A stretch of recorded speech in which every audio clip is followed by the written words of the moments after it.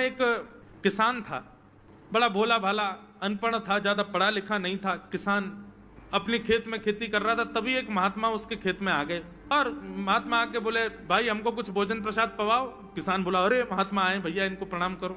किसान ने उनको प्रणाम किया, प्रणाम करके महाराज उनको भोजन प्रसाद पवाया। कहा, महात्मा जी आप आए हैं, मुझे कोई गुरु मंत्र दे जाओ। महात्मा जी ने सुंदर गुरु मंत्र दिया, द्वादशाक्षर मंत्र दिया। बोले ये तो बहुत कठिन है, इतना कठिन नहीं, सरल सा दो। अष्टाक्षर मंत्र दे दिया। बोले ये भी कठिन है, कोई और सरल दे दो। महात्मा बोले, कुछ नहीं, तुम इतना कृष्ण चंद्र बोल दिया करो बस। कृष्ण चंद्र बोले, हाँ इसी का नाम, यही तुम्हारा गुरु मंत्र है।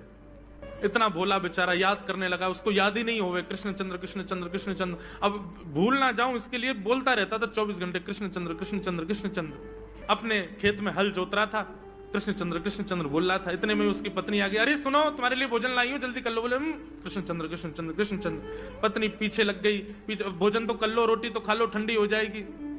बोले, अरे तू पीछे मत पड़, मैं भूल जाऊंगा, गुरुजी ने मंत्र दिया मुझको। पत्नी बोली, अच्छा एक काम करो, आप भोजन कर आओ, तब तक आपके नाम को मैं रट लेती हूँ, मैं उसको संभाल लूंगी, पर जैसे आप आओगे फिर आपको सुना दूंगी, आप कर लेना। वो ठीक है। बोले, क्या बोलना है? बोले, कृष्ण चंद्र। पत्नी बोली, ठीक है। अब कृष्ण चंद्र बोलने लगी पत्नी। कभी कहीं जाए कभी कहीं जाए, कुछ करे। वो कृष्ण चंद्र बोलते बोलते घसीटे चंद्र हो गया। लौट करके अपने पति के पास, पति बोले, हाँ वो मैं भोजन कर लिया, जल्दी गुरु मंत्र सुना दे मुझको, क्या था मैं तो भूल गया। बोले, घसीटे चंद्र। वो उसी से ही हल जोतने लगा, घसीटे चंद्र घसीटे चंद्र घसीटे चंद्र। आकाश में वैकुंठ में बैठे हुए वैकुंठनाथ भगवान प्रसन्न हो गए और प्रसन्न होकर के बोले, लक्ष्मी जी हम जा रहे हैं। बोले, कहां? बोले, एक किसान का उद्धार करने जा रहे हैं, उसको वैकुंठ लेके आएंगे।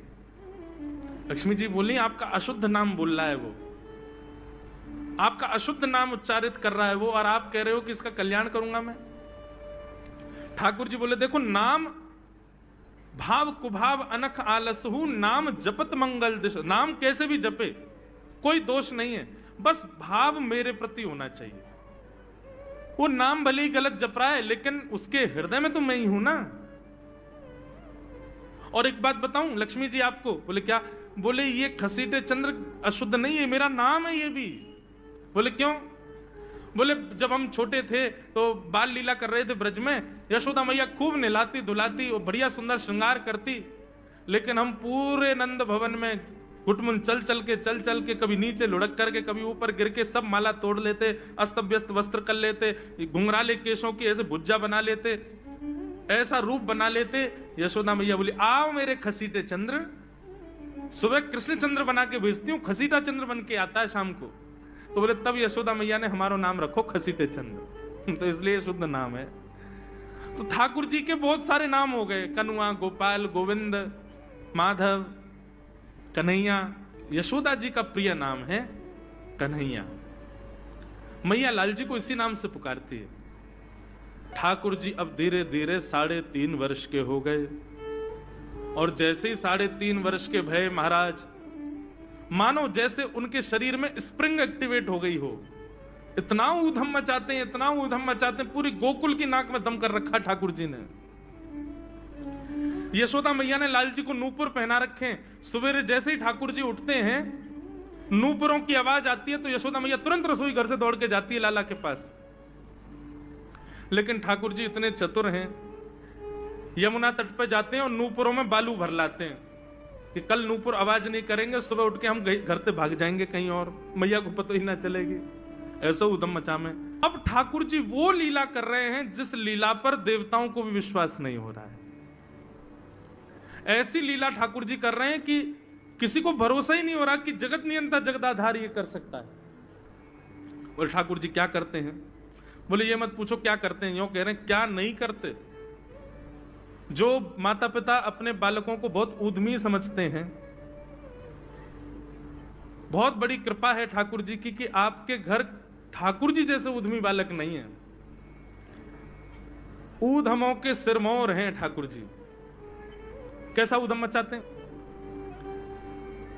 नहा धो करके ठाकुर जी सवेरे तैयार होते हैं, सबसे पहले गैयाओं के पास जाते हैं। मैया कहवे, लाला नहा धो के सबसे पहले गैयान को प्रणाम करवे जा, गैयान को स्पर्श कर फिर कछु करियो। ठाकुर जी गैयाओं को प्रणाम करने जाते हैं। जैसे ही देखते हैं कि कोई गैया बैठी है, सो ठाकुर जी कहें अरे अरे मैया या गैया को आलस आ गयो, या को आलस दूर कर दूं। सो बैठी हुई गैया के ठाकुर जी सींग पकड़ लेते हैं और सींग पकड़ करके अपनी ओर खींचते हैं, दूसरी तरफ से सींग बलराम जी पकड़ लेते हैं। अब ऐसे सींग पकड़ करके ऐसे ऐसे गैया के सींग हिलाते हैं। अब बैठी रहती गैया थोड़ी देर तो कोई बात नहीं, जैसे जोर जोर से हिलाना प्रारंभ करते हैं सोई गैया खड़ी हो जाती है, और जैसे गैया खड़ी होती है ठाकुर जी लटक जाते हैं सींगों से। अब ठाकुर जी को तो बढ़िया झूला बन गया, गैया की सींगन पे झूल रहे हैं। थोड़ी देर तो गैया इधर से उधर ठाकुर जी को झुलाती रहती है, लेकिन थोड़ी देर बाद जैसे ही ठाकुर जी की पकड़ कमजोर होती है, गैया को पता चल जाए कि अब लाला गिरवे वार होए, तो गैया भी इतनी चतुर कि वो गोबर में ही जाके खड़ी हो गए। ठाकुर जी के ने आगे कुछ चल, मैं गोबर में जाऊंगा।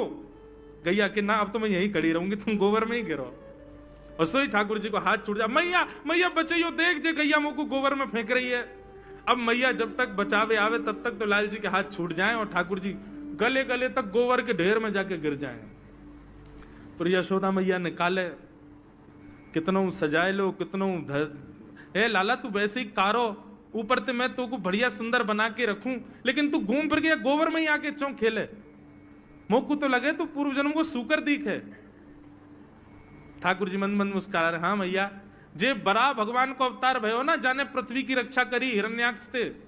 भैया बोली हाँ वो मैं ही तो हतो, मैं जय जय हूं मैया, वो बरा भगवान ही जय जय, वही जय जय तेरे यहाँ लाला बन के आयो है। यशोदा मैया के बात ने मत बनाए कर, नेक नेक बड़ो है क्यों बोल वो सीखो, ऐसी बात बनावे, जय जय बोले अपने आप पे, नहावे धोवे है ना है, मुंह पहुंचे ना है, मैं जय जय हूं। ऐसी मधुर लीला ठाकुर जी कर रहे हैं। आकाश में 33 कोटि देवता ये लीला देख करके अपने नेत्रों पर विश्वास नहीं कर रहे। ऐसे मधुर ठाकुर जी। एक दिन नंद भवन में गैया ब्याह गई। जैसे ही गैया ब्याई, ठाकुर जी जैसे गैया ब्याती है तो ठाकुर जी वहीं खड़े हो जाते हैं। और बंधुओं शास्त्रों में आज्ञा है कि गाय जब ब्याह रही हो, बछड़े को जन्म दे रही हो या बछिया को जन्म दे रही हो, उस समय गैया जो होती है वो दो मुखी हो जाती है। एक मुख तो सामने है, और जब जन्म देती है तो बछड़ा या बछिया उसका मुख जब बाहर आता है तो दो मुखी हो जाती है। ऐसी दो मुखी गैया की जब आप परिक्रमा करते हो तो पूरे ब्रह्मांड की परिक्रमा का फल प्राप्त होता है। तो ठाकुर जी का नियम है, नंद बाबा की उंगली पकड़ के खड़े रहे, जैसे ही गैया ब्यावे वारी हो तो वाकू सहलाते रहे, जैसे ही गैया ब्यावे वारी हो, जैसे ही बछड़ा बाहर आवे सही ठाकुर जी वाकी परिक्रमा कर लें, परिक्रमा करके दंडवत प्रणाम करें, वाकू वाकी चरण रज को माथे से लगा में, और बछड़ा जन्म ले सो वाकू नवा में दुआ में वाकू अपने गरे से लगा में। एक दिन ठाकुर जी जोर जोर से रोने लगे। बछड़ा जैसे ही जन्म लियो बछड़ा ने, ठाकुर जी रोने लगे। नंद बाबा शांत करा में नहीं माने, बलराम जी ने शांत करायो नहीं माने। यशोदा मैया बोले लाला का भयो, तू रो क्यों रोए? बोले मैया मेरे संग बहुत बुरा भयो। यशोदा मैया बोली कहा भयो? बोले गैया के बछड़ा ने जन्म लियो। मैया बोली तो वाह बछड़ा को मैंने मुंह खोल कर देखो, वाह के सबरे दांत निकल आए।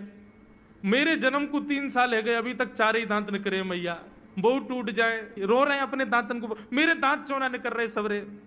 बाप बछड़ा के जन्म लेते सबरे दांत आ गए, मेरे दांत चौने ही आ रहे हैं। यशोदा मैया ऐसी मधुर बात सुनकर के झूठी झूठी कहती, मैया कहती लाला तू दूध ना पीवे ना, पूरे दिन मक्खन खावे, मक्खन चिकनो होवे, दांत निकले चिकनो है कि सुई पेट में चलो जाए, तो दूध पिए कर। चोटी पकड़ के रोते मैया मेरी चोटी चौना भर रही। बाप बलराम की चोटी देखो कैसी नागिन जैसी चोटी है वाकई, और मेरी चोटी कैसी है मैया, नेक सी पतरी सी। मैया बोले लाला तू दूध ना पीवे, दूध ते चोटी बड़े, बलराम में देखिए ऐसा जग भर के दूध पीवे। सो ठाकुर जी दूध को पात्र हाथ में ले में, अपनी चोटी खोल ले में, और फिर चोटी पकड़ करके दूध पी में, और दूध पीते पीते नापते रहे कितनी बड़ी भई कि ना भई अभी। ऐसी मधुर लीला ठाकुर जी करते हैं। ऐसी लीलाएं हैं ठाकुर जी की कि उन लीलाओं को सुनकर के जो ज्ञान के मार्ग को नहीं समझ पाते, जो वैराग्य के मार्ग को नहीं समझ पाते, जो ज्ञान और वैराग्य से ठाकुर जी को प्राप्त नहीं कर पाते, वो इन लीलाओं से ठाकुर जी के हो ही जाएंगे। ऐसी लीला है।